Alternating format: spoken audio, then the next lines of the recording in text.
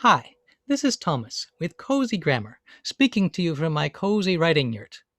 We're just finishing up a session of Ask Cozy Grammar, our live online Q&A session, which we also record so that we can share it with people afterwards. I like to close these sessions with a poem. And the poem I chose for today's session comes from a book of my own poems, The Safety of Edges. It's a little poem about creativity. Hushed. In the library, the young girl, her mother checking email, sang a little song she was making in the moment. It wasn't being sung for her mother or herself. It wasn't being sung for anyone around her.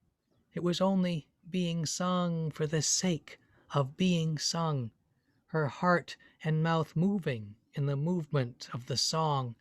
And I knew who she was beyond what I knew. She was me as a child, singing to be singing, and I knew that her mother in the library would stop her, would tell her to be quiet. How could she not? But oh, for the singing that seeks no applause and is ours, even in the silence.